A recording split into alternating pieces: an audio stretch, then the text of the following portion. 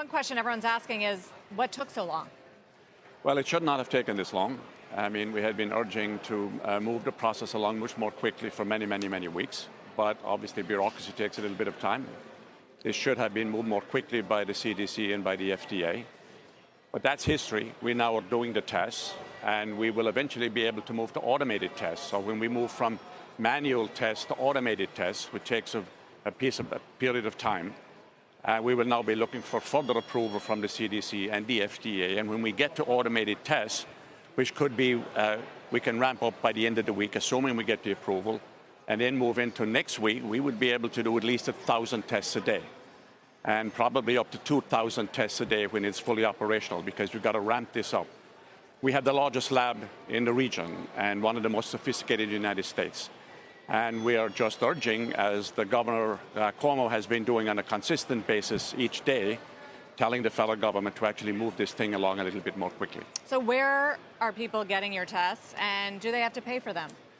No, they come to, we can actually go to people's homes and do the swab. People come into the hospitals when they're sick. Now, we have to be very careful that we only want to test those that we have to prioritize, those that are sick or those that are in contact with somebody with the virus, because what the last thing we want to be doing is making sure that I get the public to think that everybody can get tested. That is a dangerous phenomenon, because you've got two problems here. You've got the issue that we have to deal with, and you got the fear factor and anxiety around it. So there's two different strategies. We got to keep people calm, keep people realistic, focus on the issue, solve it, and we will win this. You can defeat this like we've done with Ebola and SARS and H1N1. This will go on for a period of time, but at the end of the day, you've got to be optimistic. It will end. The criticism that the government didn't use the World Health Organization test as a bridge, is that legitimate or not? I'm not exactly sure. I can't answer that specifically. I do think that the federal government was slow to respond. We activated our emergency management system, 6 weeks ago, when even at the federal level, people were talking about, don't worry about this, it's going to go away. When the weather gets better, it's going to disappear. There's no evidence that that is actually going to happen. So this is actually going to get worse before it gets better. We don't know how long it's going to take. But we, in our health system, along working with all of the other health systems, we're pretty well prepared. We're very organized. We have an emergency management system that has been working for a long period of time. Right now, in fact, as I sit here, all of our relevant staff are in an emergency operations center organizing how it is we continue to respond to this, because it will evolve, it will change. What we do today will be a little bit different than what we'll be doing next week. It's not what happens to you that matters, it's how you respond to it. Right. So now we have to focus on the response and do it thoroughly. You said we will win, yes. Sounding a note of optimism. Do we need to be doing more? Does the government need to be doing more, or is it your opinion we're doing everything we can right now? I think the state of New York is doing a lot. The governor, I think, has been fantastic here. The federal level, I think it would be nice to see the leadership at the federal level acknowledge that we have a public health crisis. To stand up and say we have one. We've got to deal with it. We've got to throw everything we can at it. This is a big public health issue. But until that happens, isn't this going to continue to spread at a fairly rapid rate, or perhaps more rapidly than we would like? More rapidly than we would like, unless there is real national leadership.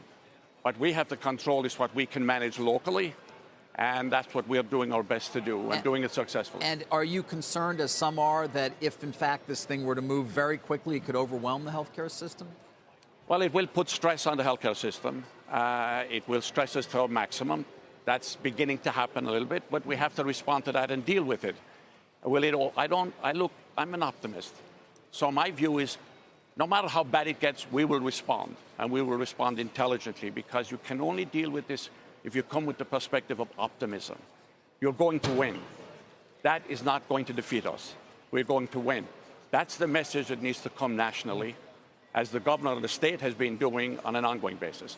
We need that national leadership. Do your healthcare workers in your hospitals have the masks they need? Yes. And the preparation and the training they need? Yes, we've been doing this for a while. Remember, we've been through this before. So when you're on the front lines where we are, this is what we work for. This is healthcare employees are special groups, are special employees. This is what they come to work every day to do. So we have, for the moment, we have the supplies, we have the masks, we have what we need for now, and obviously we're going to be getting more. I think Americans need to be grateful for anyone who's in an industry that's helping address this from a public health standpoint. I do want to ask you, though, do you think we'll see, I mean, there's pictures of drive-through testing centers in South Korea and some parts of Europe. Is that feasible? Well, we are looking to see how we can develop more mobile units so we can get out there, but you have to do this right. Remember, when you test, you've got to make sure the test is the correct test, that the results are proper, that you don't have false negatives. So everybody wants this very, very fast response on test, but you've got to do it properly, because the last thing I want to do is test you and give the wrong result. So you got to perfect the test process before you actually expand it and roll it out. We are looking at what they've done in South Korea. We are looking at what they've done all over the world, which we're in contact with all the time, to make sure that anything that we're doing that can be improved, we will improve. And we will move to the maximum in terms of efficiency and productivity. And we have the staff to do it. We have the leadership to do it. We're working closely with all of the other health systems in the region and with the state. And I'm very, very confident that we're on the right track here. And for all of the healthcare workers out there that are listening, I want to say thank you for all of the great work that you do on an ongoing daily basis. Finally, you mentioned something quickly about warmer weather maybe not being a variable. I don't think there is any evidence at all that weather has any effect on this. It might, but I don't think there's any scientific evidence that that makes a difference, despite some claims to the contrary by others. So what is your expectation? How long are you planning for this to be with us in terms of getting backup tests? We're going to be with this as long as it is there, and we will continue to work on it. Hopefully, it will dissipate over the next number of months, but I'm not suggesting that's going to happen. I'm not suggesting it may not disappear for a while and come back.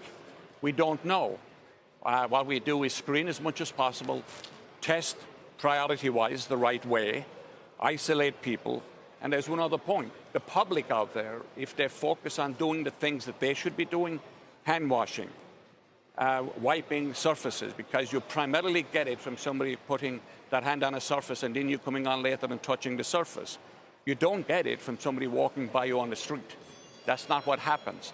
If somebody sneezes on you, that's a different story, but it's primarily from people touching, desks, chairs, doors, etc. No touching. Michael, so keep your hands up all the time. Good. And no touching your face. And you don't, well, yes, you can touch this, but then don't touch your face. Yes, yes.